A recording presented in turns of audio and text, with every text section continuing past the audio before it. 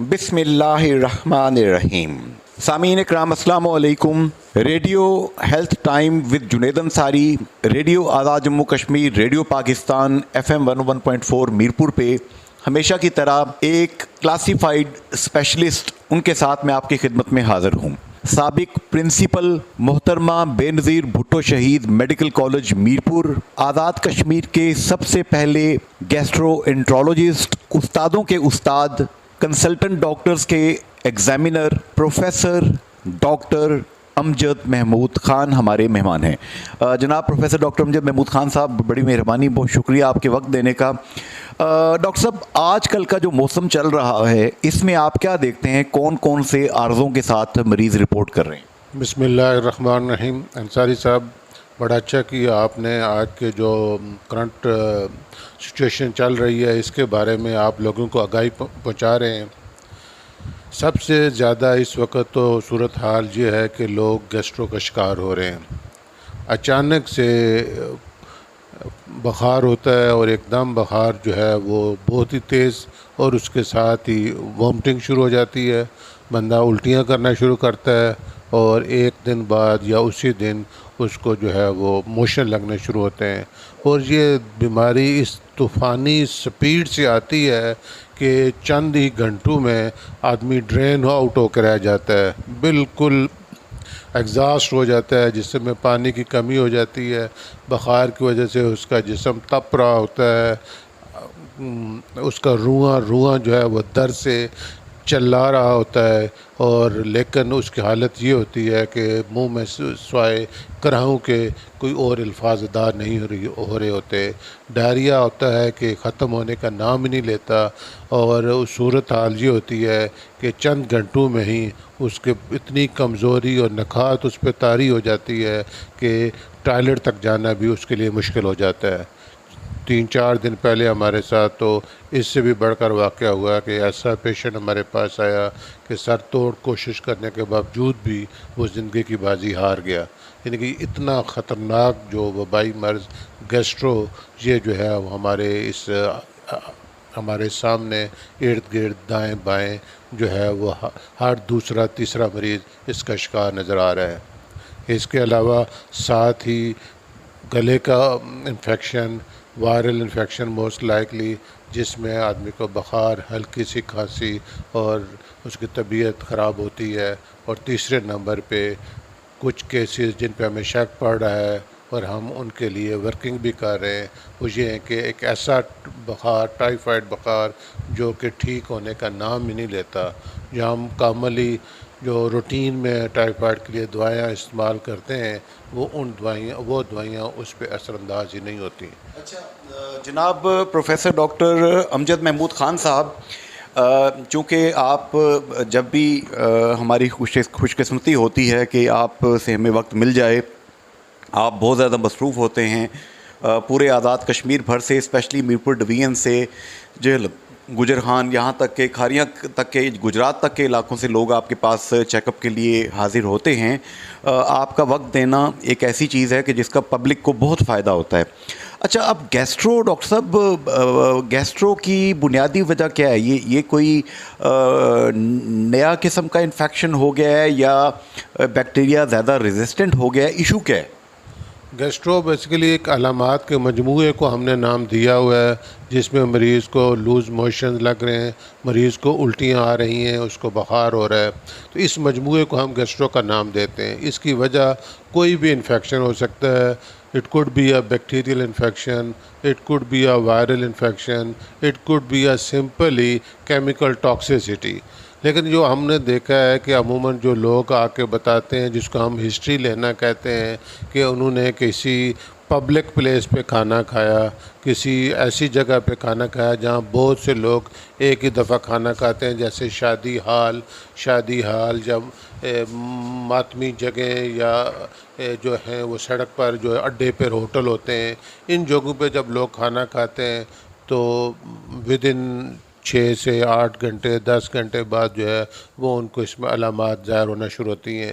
یہ چیز ہمیں بتا رہی ہوتی ہے کہ موسٹ لائکلی یہ جو گیسٹرو کا سبب ہے یہ بیکٹیریل ہی ہے، اور یہ جو ہے وہ فوڈ بورن ہے، ان کے کھانے والی چیزوں سے، پینے والی چیزوں سے یہ جو ہے وہ پھیل رہا ہے۔ شاید گرمی کا موسم بھی اس میں بڑا رول پلے کر رہا ہے کہ گرمی میں جو ہے وہ انفیکشن جو ہے وہ زیادہ تیزی سے پھیلتا ہے، چیزیں زیادہ کم مدت میں، کھانے والی چیزیں کی لائف کم ہوتی ہے، کم مدت میں وہ خراب ہو جاتی ہیں، اور وہ انفیکشن کے لیے ایک گڈ سورس ہوتی ہیں۔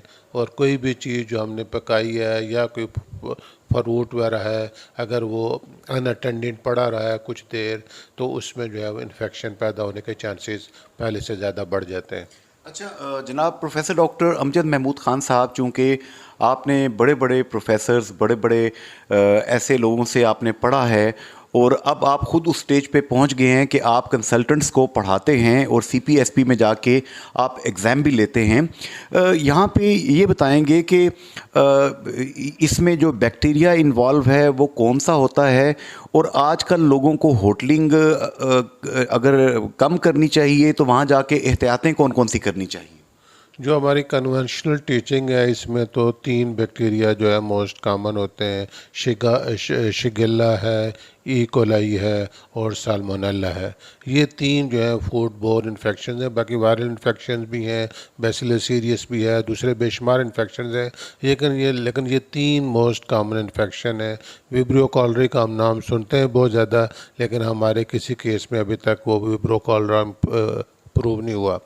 تو یہ چیزیں، یہ سارے جو ہیں فوڈ بورن انفیکشن ہے۔ فوڈ بورن انفیکشن کا مطلب یہ ہے کہ ایک چین کہ جو چیز ہم کھاتے ہیں اس کے بعد ٹوائلٹ یوز کرتے ہیں، اگر ہم نے ہاتھ پراپر صاف نہیں کیے اور اسی سے کسی کھانے والی چیزوں کو چھوا تو اگر ہم میں انفیکشن ہے تو دوسرے تک پہنچ جائے گا، یعنی فیکو اورل روٹ کے ذریعے، منہ کے ذریعے اندر پہنچتا ہے، بڑے پیشاب کے ذریعے باہر نکلتا ہے، اور پھر ایک نئی منزل کی تلاش میں یہ انفیکشن چل پڑتا ہے۔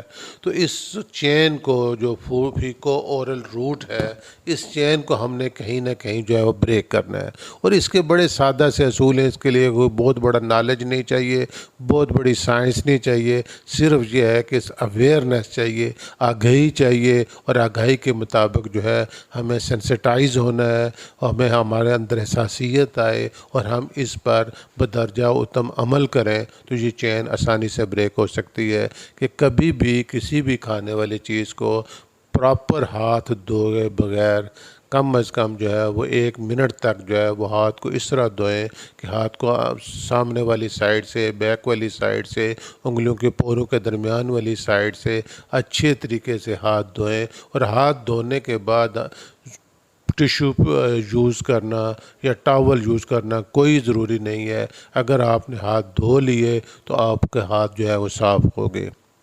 اگر خدا نخواستہ تولیہ گندا ہوا تو وہاں سے پھر آپ کو انفیکشن لگ جائے گا۔ اس لیے جب آپ کھانے کے لیے بیٹھیں، کوئی بھی چیز کھانے کے لیے، تو ہاتھ دھو لیں، اور ان کو ہاتھ پونچھنا ضروری نہیں ہے۔ پہلی احتیاط تو یہ ہے۔ دوسری احتیاط یہ ہے کہ کھانا ہمیشہ ان دنوں خاص کر صرف تازہ پکا ہوا کھانا کھائیں، اور اس کی مدت بھی آپ کو پتہ ہو کہ کتنی دیر سے پکا ہے۔ تیسری بات یہ ہے کہ یہ آپ یہ نوٹ کریں کہ کھانے کے ساتھ اگر آپ سلاد کھا رہے ہیں تو سلاد فریش ہے اور پراپر دھلا ہوا ہے۔ اگر سلاد کافی دیر سے بنا ہوا ہے اور اس کی جو شکل بتا رہی ہے کہ یہ فریش نہیں ہے تو سلاد نہ یوز کریں۔ اسی طرح وہ چیزیں جو کہ آگ میں نہیں پک سکتی، جس طرح دہی ہے، یوگرٹ ہے، چٹنی ہے، یہ بہت اچار ہے، یہ مزے تو دیتے ہیں لیکن ان کی ہائیجین کو مینٹین کرنا، برقرار رکھنا بہت مشکل ہوتا ہے۔ اس لیے کھانے کے ساتھ سلاد اگر آپ نے خود بنایا ہے، فریش ہے، 100% آپ کو تسلی ہے تو ضرور استعمال کریں، لیکن اگر ہوٹل میں کسی دوسری جگہ ہے تو بہتر یہ ہے کہ ہم اس کو اوائڈ کریں۔ تازہ پکی ہوئی چیز، اس کا ٹمپریچر 60 ڈگری سینٹی گریڈ سے اوپر ہو، اور سلاد، دہی اور اس طرح کی چیزیں ساتھ ہم نہ استعمال کریں، اور اس کے بعد یا کہ کھانا کھانے کے بعد ہم ہاتھ دھوئیں۔ تو یہ ایک چھوٹے سے جو 2 عمل ہیں، کھانے سے پہلے ہم نے ہاتھ دھویا، کھانا کھانے کے بعد ہم نے ہاتھ دھویا، واش روم میں گئے تو ہاتھ ہم نے صابن کے ساتھ اچھی طرح مل مل کر دھویا. اور پھر یہ ہے کہ یہ بیٹھنے کا طریقہ کار یہ ہے کہ جب آپ اپنے گروپ کے ساتھ، دوستوں کے ساتھ، بہن بھائیوں کے ساتھ بیٹھیں تھوڑا سا فاصلہ رکھیں. کرونا نے ہمیں یہ جو ایک بات بتائی ہے وہ عملی طور پر نسخہ کیمیا ثابت ہوئی ہے، اور وہ بات کیا ہے کہ تھوڑا سا فاصلہ رکھیں. اپنے جو ساتھی بیٹھا ہوا ہے اس سے آپ تھوڑا فاصلہ رکھیں، اور اس طریقے سے بیٹھیں کہ اس کی سانس کا جو رخ ہے اور آپ کی سانس کا جو رخ ہے ان کی سمت ڈائریکشن مختلف ہو، ایک دوسرے کے ساتھ سانس مکس اپ نہ ہوں. کسی بھی بند کمرے میں جہاں زیادہ بندے ہوں آپ 10 منٹ سے زیادہ نہ ٹھہریں. کسی بھی پبلک پلیس میں جہاں پہ زیادہ لوگ ہیں اگر آپ کو جانا مجبوری ہے تو ضرور جائیں، لیکن بہت جلدی اپنی جگہ تبدیل کرتے رہیں تاکہ انفیکشن آپ تک نہ پہنچ سکے، اور اگر انفیکشن پہنچا بھی ہے تو اتنی کم مقدار میں پہنچے کہ وہ آپ کو نقصان نہ پہنچا سکے. یہ چھوٹی چھوٹی تدبیر جب آپ کریں گے تو بہت بڑی پریشانی سے آپ بچ جائیں گے. تو پروفیسر ڈاکٹر امجد محمود خان صاحب، آپ کی اس بات سے سمجھ یہ آتی ہے کہ وہ جو ایک مقولہ عام طور پر دہرایا جاتا ہے کہ صفائی نصف ایمان ہے، اگر ہائیجین کو مینٹین ہم کر لیں، تمام لوگ مینٹین کر لیں تو گیسٹرو سے بچا جا سکتا ہے. بالکل انصاری صاحب، آپ نے جو ہے وہ 100 باتوں کی ایک بات کہی کہ جو کہ سونے میں لکھنے کے قابل ہے، کہ اگر ہم صفائی کا خیال رکھیں اور دینی لحاظ سے ہم کہتے ہیں کہ اگر ہم طہارت کا خیال رکھیں تو بہت سی پریشانیوں سے بچ سکتے ہیں. تو پروفیسر ڈاکٹر امجد محمود خان صاحب، اب ظاہر ہے کہ لوگ آپ کے پاس یہاں پہ رپورٹ کر رہے ہیں، اور آج کل ایک اور نیا مسئلہ بنا ہوا ہے کہ بارشیں جو ہیں وہ ماضی کے جتنے سال بلکہ عشرے گزرے ہیں، بلوچستان میں 500% سے زائد بارش، یعنی 5 گنا سے زائد بارش ہو چکی ہے معمول کی نسبت. سندھ میں اس وقت 1 کروڑ سے زائد لوگ جو ہیں وہ اس وقت بے گھر ہیں، سڑک کے اوپر ہیں، وہاں پہ اتنا زیادہ سیلاب کا پانی موجود ہے. جنوبی پنجاب میں بھی ملتی جلتی صورتحال ہے. آزاد کشمیر کی ٹیرین ایسی ہے کہ پانی یہاں ٹھہرتا نہیں، لیکن بارشیں یہاں بھی بہت ہوئی ہیں. لیکن ملک کے اندر تو ظاہر ہے کہ کوئی انفیکشنز ٹریول کرنے کا اندیشہ ہے کیا؟ ڈیفینیٹلی یہی ہے، جب ہم سڑک کے کنارے پہ جو ہوٹلز ہوتے ہیں مجبوری کے تحت ہمیں کھانا پڑتا ہے، یا لوگوں کو اپنے ضروریات کے تحت ایک جگہ سے دوسری جگہ سفر کرتے ہیں تو یہ انفیکشن ایک جگہ سے دوسری جگہ پھیلتا ہے. اس لیے ہمیں جو ہے وہ ہر حال میں احتیاط کا ساتھ نہیں چھوڑنا چاہیے، اور اسی میں ہماری بچت ہے. یہ اگر ہم یہ سوچتے ہیں کہ جب تکلیف ہوگی تو ہم اچھی سے اچھی دوائی کھا لیں گے تو یہ کوئی حل نہیں ہے. اصل حال یہی ہے کہ ہم احتیاط کریں، پانی کو نیم گرم پانی پئیں، کھلی ہوئی چیزوں کا استعمال نہ کریں. چھابڑی پر یا ریڑھی پر یا گھر میں اگر یہ چیز اوپن پڑی ہوئی ہے، زیادہ دیر کے لیے پڑی ہوئی ہے، اس کو اوائڈ کریں، اور ہاتھ دھونے کی پریکٹس کو اپنا معمول بنائیں. 5 وقت وضو کریں تو بے شمار ایسی یہ جو وبائیں ہیں ان سے ہم جو ہے وہ بچ سکتے ہیں. ایک چیز بتا دیں گے کہ آپ کا ظاہر ہے کہ یہ پیغام پروفیسر ڈاکٹر امجد محمود خان صاحب گیسٹرو انٹرولوجسٹ ہیں، آپ اسپیشلٹی آپ کی آزاد کشمیر کے سب سے پہلے گیسٹرو انٹرولوجسٹ، آپ یہ اعزاز اللہ تعالیٰ نے آپ کو دیا. ان جگہوں تک بھی آپ کی آواز جا رہی ہے، بلوچستان تک، جنوبی پنجاب تک، پورے پاکستان میں، سندھ میں بھی، کہ سیلاب زدہ علاقے جو ہیں جہاں پہ پانی کھڑا ہے، جہاں پہ لوگ ٹینٹس میں رہ رہے ہیں، وہ لوگ گیسٹرو سے بچنے کے لیے، آسان زبان میں الٹی اور پیچش سے بچنے کے لیے وہ لوگ کیا کریں؟ ایک ہی بات ہے انصاری صاحب کہ ہم نے اپنے ہاتھوں کو صاف رکھنا ہے. ہم نے کوئی چیز ایسی استعمال نہیں کرنی جس پہ ذرا بھی شک ہو کہ یہ زیادہ دیر باہر پڑی رہی ہے یا اس میں انفیکشن کے اثرات ہو سکتے ہیں. ڈرائی چیزیں اگر ہم استعمال کریں، خاص کر سیلاب زدہ علاقوں میں، اگر ہم گریوی والی چیزوں کی بجائے ڈرائی چیزیں اگر ہم استعمال کریں، پانی جو ہے وہ بند بوتل والا اگر مل سکے، نہیں مل سکتا تو اگر ممکن ہو سکے، ظاہر ہے کہ وہاں کی صورتحال کا ہم یہاں بیٹھ کر تو اندازہ نہیں لگا سکتے، ممکن ہو سکے تو نیم گرم پانی ہم جو ہے وہ پئیں. تو یہ 2-3 کام ان میں سے جہاں تک ہم سے ممکن ہو سکے. وہاں تو صورتحال یہ ہے کہ لوگ کہتے ہیں کہ پینے کا پانی نہیں مل رہا، اور ہم یہ کہہ رہے ہیں کہ نیم گرم پانی. وہاں وہ کہتے ہیں کہ ہم زندہ رہنے کے لیے پانی کی تلاش ہے، اور ہم یہ کہہ رہے ہیں کہ آپ دن میں 5 دفعہ ہاتھ دھوئیں. یہ کہنا تو بہت آسان ہے، لیکن زمینی حقائق کیا ہے یہ اللہ ہی بہتر جانتا ہے. ہم سب کو مل کر ان بھائیوں کی مدد کرنا چاہیے جہاں پہ بھی ہم موجود ہیں، چاہے ان کے قریب ہیں یا ان سے دور ہیں. ہمیں یہ کوشش کرنی ہے کہ کسی طریقے سے ہم دام میں در میں سکھنے اپنے بھائی بہنوں کی مدد کر سکیں.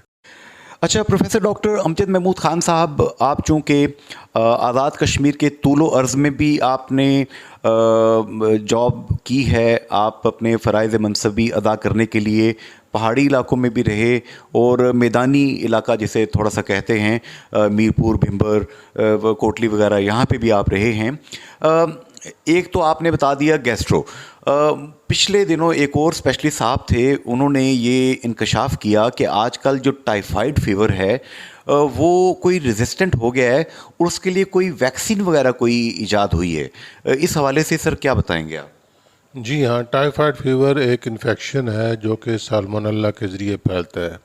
اور بات کیسے پھیلتا ہے تو وہی سادہ سی بات ہے کہ فیکو اورل روٹ، یعنی کہ ہم کھانے والی چیزوں سے ایک انفیکشن ایک جگہ سے دوسری جگہ ٹریول کرتا ہے، اور پھر اگر ہم واش روم میں اپنے ہاتھ نہیں دھوتے تو ہم دوسروں اس کو پھیلانے کا سبب بن سکتے ہیں. تو وہ بڑی ہماری میڈیسن کی کتابوں میں ٹائیفائڈ میری کا قصہ مشہور ہے کہ اس ایک عورت نے پتہ نہیں کتنے 20 لوگوں کو جو ہے وہ ٹائیفائڈ پلایا. پھر وہ ایک جگہ سے دوسری جگہ مائگریٹ ہوگی کسی دوسرے نام سے، اور وہاں پہ بھی ایز اے کیریئر وہ ٹائیفائڈ کو پھیلاتی رہی. تو لیکن ٹائیفائڈ کے علاج جو ہے وہ مختلف مراحل سے گزرا. 1980s میں 2 بڑی مشہور دوائیاں تھیں، ایک کو ہم کلورامفینیکال کہتے تھے، دوسرے کو ٹرائیمیتھوپریم سلفامیتاکسازول. یہ دوائیاں جو ہیں وہ تیر بہدف کا کام کرتی تھیں 80s کی سیریز میں. 90s کی سیریز میں ہم نے دیکھا ہے کہ ان میں جو ہے وہ سالمونیلا بہت ہی انٹیلیجنٹ آرگنزم ہے، اس نے اپنے اندر ایسی تبدیلیاں کر لیں کہ یہ دوائیاں اس کے لیے جو ہے وہ دوا کی بجائے اس کی ہی خوراک بن گئیں کہ دوائیاں ہم دیتے گئے، اور ٹائیفائڈ جو ہے ان کے مقابلے میں وہ ریزسٹنٹ ہو گیا. تو سائنس نے اور ترقی کی، محنت کی گئی، اور پھر کچھ نئی دوائیاں جو ہیں اماکسیسلین وغیرہ دریافت ہوئی، اور اماکسیسلین، ایمپیسلین وغیرہ. تو وہ اس کی وجہ سے ان کے ذریعے ہم لوگ ٹائیفائڈ کا علاج کرتے رہے. اور کچھ عرصہ گزرا تو اماکسیسلین پہ ہمیں ایسا لگا کہ شاید یہ اتنی کارآمد نہیں رہی. تو تھینکس ٹو سائنس کہ پھر ہم جو ہے وہ کوئنولون، جس میں سے پروفلاکساسین اور ایک پوری فیملی آف ڈرگس جو ہے وہ دریافت ہو گئیں. اور یہ ایسی دوائیاں تھیں جو کہ نہ صرف ٹائیفائڈ کا علاج کرتی تھیں، بلکہ وہ لوگ جو ٹائیفائڈ کے جراثیم جن کے جسم میں گھر کر لیتے تھے، بظاہر وہ بخار سے ٹھیک ہو جاتے لیکن جراثیم ان کے اندر موجود رہتے اور 20 لوگوں کو پھیلانے کا سبب بنتے تھے، اس کو بھی ختم کرنے کے لیے یہ کوئنولون جو ہے یہ بہت ہی کارآمد ثابت ہوئی. اور جو ہے وہ مریض جو ہے وہ ٹھیک ہوتے چلے گئے. اور ہمیں ایسا لگا کہ اب ٹائیفائڈ بیماری کوئی ہمارے لیے چیلنج نہیں رہا. بس بخار ہوا، تشخیص ہم نے کی، کوئنولون اس کو دی، جس کمپنی کی جیسے بھی دائیں ہاتھ سے دی، بائیں ہاتھ سے دی، سوچ کر دی، بغیر سوچے سمجھے دی، اور مریض ٹھیک ہوتا چلا گیا. 10 سال 12 سال ہم نے خوب انجوائے کیا کہ کوئی بھی ٹائیفائڈ کا بخار کا مریض آتا، سپرو کی جو ہے 5 دن کی خوراک لیتا اور جب مزے سے وہ بالکل ٹھیک ہو جاتا. لیکن پھر ہمیں احساس ہونا شروع ہوا کہ نہیں، کچھ تبدیلی آ رہی ہے. کچھ تبدیلی آ رہی ہے کہ یہ سپرو ہر مریض میں جو ہے کارآمد ثابت نہیں ہو رہی. تو پھر ہم نے اس کے ساتھ جو ہے وہ ایک اور گروپ جو ہے سیفلوسپورین کا 3rd جنریشن سیفلوسپورین وہ ہم نے شامل کی. اور پھر ہم جو ہے وہ ہم جیت گئے اور ٹائیفائڈ ہار گیا اور ہم نے ٹائیفائڈ کو پھر قابو کر لیا. لیکن یہ انٹیلیجنٹ آرگنزم یہ لگا رہا، جس طرح انسان نے ان اینڈنگ بغیر تھکے محنت کرتا رہا ہے سائنسدان، اسی طرح اس کے مقابلے میں جراثیم بھی دوسرے اینڈ پہ بغیر تھکے ہوئے اپنی ایگزسٹنس کی جنگ لڑتا رہا، اور اچانک سے اتنا اس نے اپنے اندر تبدیلی کر لی کہ ساری دوائیاں بیکار ثابت ہوتی گئیں۔ نہ ٹائمرابتوپرم نے کام کیا، نہ کلورامفینیکال نے کام کیا، نہ اماکسیسلین ایمپیسلین نے کام کیا، نہ فلوروکینولونز نے کام کیا، اور نہ سیفٹرایکزون نے کام کیا۔ اور پھر ہم نے اس کو جب یہ دیکھا تو ہم بالکل بے یار و مددگار رہ گئے، اور اس کو نام دیا گیا XDR typhoid, extended drug resistant typhoid. اور شرمندگی کی بات یہ کہ دنیا جو ہے وہ دو حصوں میں ٹائیفائڈ کے حوالے سے تقسیم ہو گئی۔ ایک دنیا کا وہ حصہ جو XDR ٹائیفائڈ کے بغیر ہے، اور ایک وہ حصہ جو XDR ٹائیفائڈ کے ساتھ ہے، اور وہ حصہ جو XDR ٹائیفائڈ کے ساتھ ہے اس کا نام ہے اسلامی جمہوریہ پاکستان۔ یہ کہ ہم وہ واحد ملک ہیں جہاں ہمارا آرگنزم یہ ٹائیفائڈ اتنا ریزسٹنٹ ہو گیا کہ ہم نے اس کو XDR ٹائیفائڈ کا نام دیا گیا۔ لیکن سائنسدان جو ہے چاہے ڈیولپڈ کنٹریز میں اس پہ محنت ہوتی رہی۔ برازیل میں اس کی ایک نئی ویکسین بن گئی جسے TUV ویکسین کہتے ہیں، اور وہ جو ویکسین ہے وہ اس XDR کے لیے انتہائی کارآمد ثابت ہوئی۔ تو پچھلے 2-3 سالوں سے پنجاب میں، سندھ میں جو ہے بچوں کو میسیو لیول پہ جو ہے وہ ویکسین لگائی گئی، جو کہ اس کے لیے ایک بہت ہی کارآمد ہے۔ اور اب سننے میں آیا ہے کہ آزاد کشمیر میں بھی یہ کمپین چلائی جا رہی ہے کہ یہاں پہ بھی اب وہ TUV ویکسین جو ہے وہ ٹائیفائڈ کے لیے وہ لگانے جا رہے ہیں۔ تو امید ہے انشاءاللہ تعالیٰ اس ایفرٹ سے ہم ایک بار پھر جو ہے وہ ٹائیفائڈ کو زیر کرنے میں کامیاب ہو جائیں گے۔ اس میں ڈاکٹر صاحب یہ جو آپ نے بڑی زبردست ڈیٹیل بتائی، اس میں کیا جو ہمارے بعض لوگ جو ڈاکٹرز نہیں ہوتے ہیں، کویکس ہوتے ہیں، ان کی طرف سے بھی کچھ غیر محتاط انداز میں ان ادویات کا، اینٹی بایوٹکس کا اپنے مریضوں کو استعمال کروانا، اور سیلف میڈیکیشن کی وجہ سے بھی ریزسٹنس کیا ڈیولپ ہوتی ہے؟ ڈیفینیٹلی انصاری صاحب، ہم نے اس طرح سوچ لیں کہ ایک اگر بڑا شکاری جانور ہے، شیر ہے یا بھیڑیا ہے، تو آپ اس کو جو ہے وہ چھوٹے چھرو والی بندوق سے اس کا شکار کرنے کی کوشش کریں گے تو وہ شکار تو کیا ہوگا بلکہ اور زیادہ خطرناک ہوگا اور آپ کی جان کے لیے خطرہ بن جائے گا۔ اسی طرح اگر ایک پیشنٹ کسی بھی انفیکشن کا شکار ہے، ٹائیفائڈ کا شکار ہے، ہم اس کو دوائی ایسی دے رہے ہیں جو اس کے لیے کارآمد نہیں ہے، یا دوائی کی مقدار اتنی کم دے رہے ہیں، یا ہم دوائی ایسی دے رہے ہیں جو کہ کسی اور کام کے لیے ہے، اور ہم یہ سمجھ رہے ہیں کہ یہ ٹائیفائڈ ہے اور ٹائیفائڈ کے طور پہ دے رہے ہیں، تو اس طرح کم مقدار میں دوائی دینا، لو کوالٹی کی دوائی دینا، اور پراپر دنوں کے لیے، ڈوریشن کے لیے دوائی نہ دینا، اور کسی بھی بخار کے لیے وہ والی دوائی جو ٹائیفائڈ کے لیے استعمال ہوتی ہے اس کو بے دریغ استعمال کرنا، یہ ساری کی ساری چیزیں جو صلاحیت ہے دوائیوں کی مخصوص جراثیموں کو ختم کرنے کی، اس کا کم کرنے کا سبب بنتے ہیں۔ اور ہمارے ہاں جو بغیر سوچے سمجھے، بغیر ٹیسٹ کرائے ہوئے، یا ایسے ٹیسٹ کرائے ہوئے جن کی انٹرپریٹیشن ڈفرینٹ ہوتی ہے، لیکن ہم کم تعلیم ہونے کی وجہ سے، یا میں تعلیم کو دوش نہیں دیتا، میں تھنکنگ کو دوش دیتا ہوں کہ ہم بغیر سوچے سمجھے، ہمیں پتہ بھی ہوتا ہے لیکن ہم سوچ کو زحمت نہیں دیتے، اور یہ دوائیاں جو کسی خاص مقصد کے لیے استعمال ہونی چاہیے ان کو ہم ایسی چیزوں کے لیے بھی استعمال کر لیتے ہیں جن کے لیے سمپل 2 گلاس پانی پینے سے بھی علاج ہو سکتا ہے، تو اس کے نتیجے میں ہم ڈرگ ریزسٹنس کا شکار ہو رہے ہیں۔ اور پوری دنیا، سائنسی دنیا، سائنس میڈیکل ورلڈ جو خوف زدہ ہو رہی ہے کہ ہمارے پاس جو ہتھیار ہیں انفیکشن سے کمبیٹ کرنے کے لیے، وہ بڑی تیزی سے کم ہوتے جا رہے ہیں. شاید وہ سٹیج نہ آ جائے کہ ہم بے بس ہو کر اس چھوٹے سے جراثیم کے سامنے جو کہ ننگی آنکھوں سے نظر بھی نہیں آتا, اس کے آگے پوری کی پوری دنیا کی سائنس, پوری دنیا کے دماغ, پوری دنیا کی دولت, پوری دنیا کے ریسورسز اس کے سامنے بے بس ہو کر رہ جائیں اور اس کا شکار ہوتے چلے جائیں. اس لیے میری درخواست ہے, اپنے آپ سے درخواست ہے, اپنے ساتھیوں سے درخواست ہے کہ سوچئے, جب بھی کوئی عمل کرنا ہے میڈیسن میں, چھوٹے سے چھوٹا عمل کرنا ہے, کوئی دوا دینی ہے, کوئی دوا نہیں دینی, تو اس سے پہلے سوچئے. اور بڑے کہتے ہیں کہ اچھا ڈاکٹر کون ہے, اس کی ڈیفینیشن کیا ہے. تو اچھے ڈاکٹر کی ڈیفینیشن جو بڑوں نے ہمیں بتائی ہے کہ اچھا ڈاکٹر وہ ہے جس کو پتہ ہے کہ اس موقع پر میں نے یہ نہیں کرنا. اگر یہ مجھے سمجھ آ گئی کہ اس بخار میں یہ دوائی نہیں دینی, اس بیماری میں نے یہ ٹیسٹ نہیں کرنا, تو سمجھ لے کہ وہ ڈاکٹر سب سے اچھا ڈاکٹر. بہت خوبصورت بات آپ نے ڈاکٹر صاحب کہی, بلکہ آپ نے سمندر کو کوزے میں بند کر دیا کہ اچھا ڈاکٹر وہ ہے کہ جس کو پتہ ہو, علم ہو کہ میں نے کون سا کام نہیں کرنا, اپنے مریض کو بچانا ہے کسی ایسی چیز سے کہ خدا نہ خواستہ اس کو کوئی نقصان نہ ہو جائے اس کا, کیونکہ یہ میڈیسن ہے, یہ ایک زندہ انسان کے اوپر آپ اپنا علم جو ہے, اپنا تجربہ جو ہے اسے اپلائی کر رہے ہیں. بہت خوبصورت بات کہی پروفیسر ڈاکٹر امجد محمود خان صاحب آپ نے. اچھا جناب امجد صاحب, ایک لوگوں میں ایک غلط فہمی پائی جاتی ہے یا صحیح فہمی ہے, آپ تصحیح کر دیں.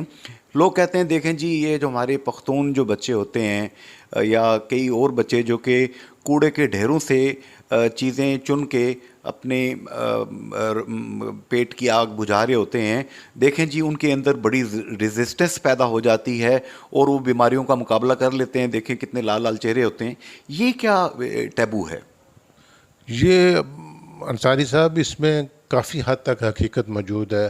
جب ہم ایک ایسے انوائرمنٹ میں رہ رہے ہیں جو کہ آئسولیٹڈ انوائرمنٹ نہیں ہے, ہمیں ایکسپوجر ہو رہا ہے مختلف جراثیموں کا, ہمیں ایکسپوجر ہو رہا ہے مختلف الرجنس کا. الرجی کے حوالے سے تو یہ خیر بہت ہی زیادہ امپارٹنٹ ہے کہ فضا میں سینکڑوں قسم کے الرجنس موجود ہیں, پولنس کی شکل میں, مائٹس کی شکل میں, ڈینڈر کی شکل میں, بے شمار جو ہے وہ الرجنس موجود ہیں. اگر ہمارا ایکسپوجر ان کا بہت ہی کم عمری سے ہونا شروع ہو جاتا ہے تو باڈی اس کے خلاف امیون ہو جاتی ہے یا ان کو ایز اے دوست تسلیم کر لیتی ہے, اور اس کی وجہ سے ان لوگوں میں الرجی کم ہوتی ہے.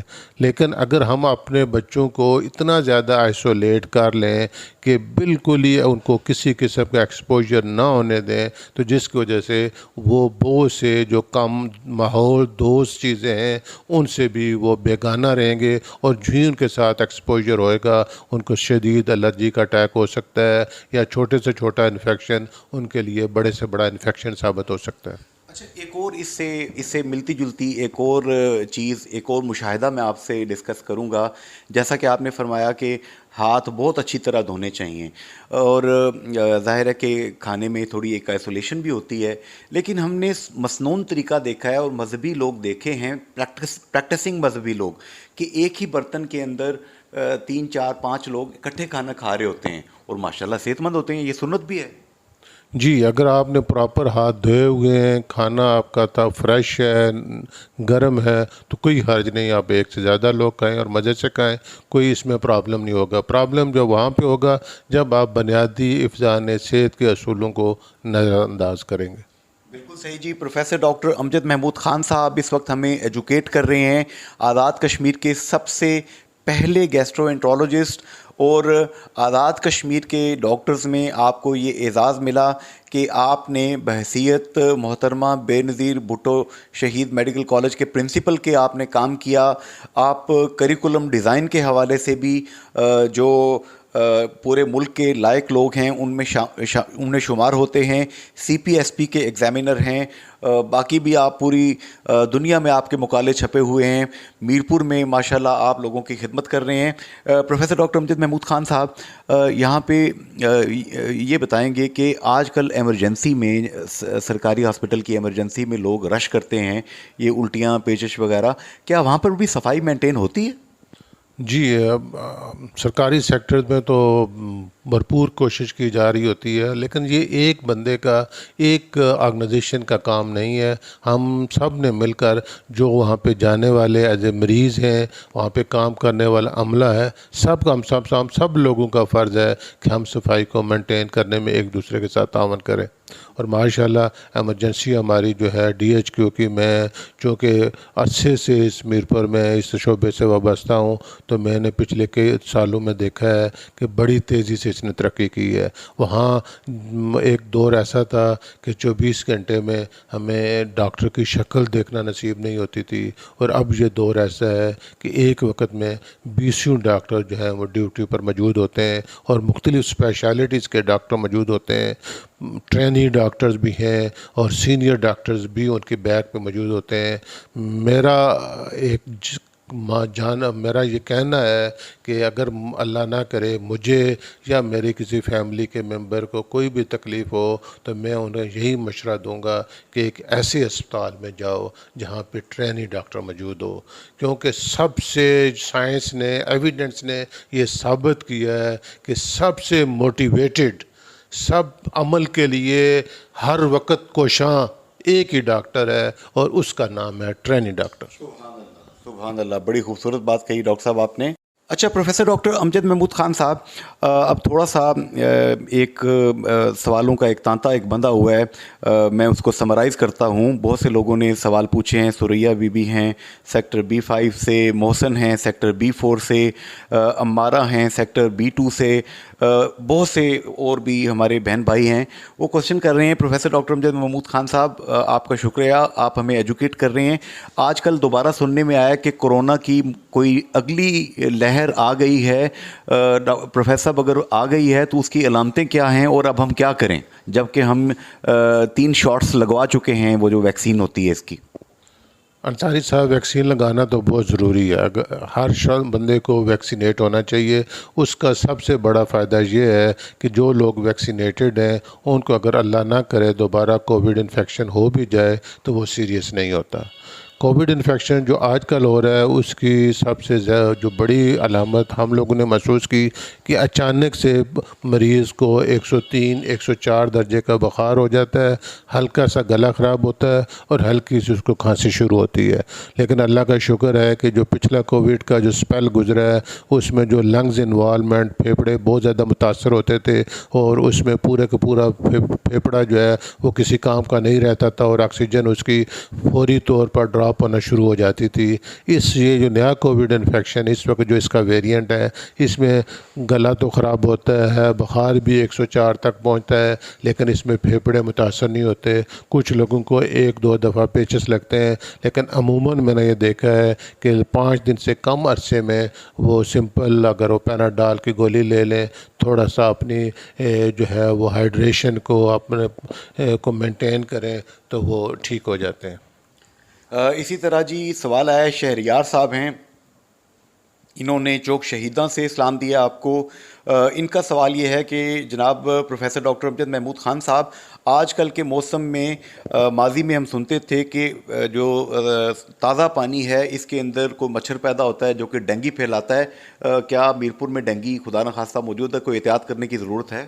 احتیاط تو ہمیشہ ہمیں کرنی چاہیے. مچھر جو ہے اس سے بچنا ہے, نیٹس وغیرہ کا استعمال کرنا ہے. شام کے وقت اوپن سپیسز میں نہیں بیٹھنا, جو ہمارے گملے ہیں ان میں پانی نہیں کھڑا ہونا چاہیے. احتیاط تو لازمی کرنی ہے, لیکن بظاہر یہی لگ رہا ہے کہ ان دنوں ڈینگی سے ابھی تک ہم محفوظ ہیں. اسی طرح محترمہ عائشہ بی بی ہیں, انہوں نے پوچھا ہے کہ ڈاکٹر صاحب یہ جو آج کل کا موسم ہے اس میں بچوں کو پت وغیرہ نکل آتی ہے یا دانے نکل آتے ہیں, تو ان کے لیے کیا کرنا چاہیے؟ ان کے لیے تو سادہ سی بات یہ ہے کہ اگر ہم بس پنکھا لگا لیں، تھوڑی سی حبس والی جگہ کو اوائڈ کریں، زیادہ مجمع میں جمع نہ جائیں، تھوڑی سی اپنے اندر سپیسز رکھیں، تو انشاءاللہ تعالیٰ اس سے محفوظ رہیں گے۔ بالکل صحیح جی۔ پروفیسر ڈاکٹر امجد محمود خان، سابق پرنسپل، محترمہ بے نظیر بھٹو شہید میڈیکل کالج میرپور، آپ سینکڑوں نہیں ہزاروں بچوں کے استاد بھی ہیں جنہوں نے میڈیکل کی تعلیم آپ سے حاصل کی۔ اس وقت آپ سی پی ایس پی کے college of physicians and surgeons Pakistan کے سینئر ممبر بھی ہیں، اور ڈاکٹرز کے لیے جو کریکولم ڈیزائن ہوتا ہے اس میں بھی آپ سے آراء لی جاتی ہیں۔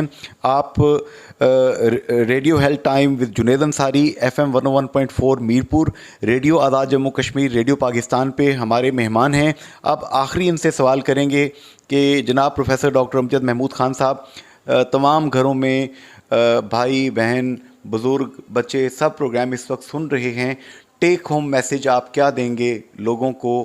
کیا کرنا چاہیے اور کیا نہیں کرنا چاہیے اپنی صحت کی حفاظت کے لیے؟ انصاری صاحب، صحت کی حفاظت کے لیے ہمیں بنیادی حفظان صحت کے اصولوں کو مد نظر رکھنا ہے، اور اس میں ہاتھ دھونا ہماری پرائرٹی ہونی چاہیے۔ سیانوں نے کہا ہے، اور یہ آبزرویشن بھی ہے، کہ جو لوگ 6 دفعہ وضو کرتے ہیں پورے دن میں تو وہ کووڈ سے محفوظ رہتے ہیں۔ اسی کو اگر ہم مثال بنائیں تو اگر ہم 5-6 دفعہ لازمی اپنے ہاتھوں کو دھوئیں تو بہت سی بیماریوں، خاص کر انفیکٹو بیماریوں سے محفوظ رہ سکتے ہیں۔ جی، پروفیسر ڈاکٹر امجد محمود خان صاحب نے بہت ہی خوبصورت طریقے سے بات ہمیں سمجھا دی۔ صفائی نصف ایمان ہے۔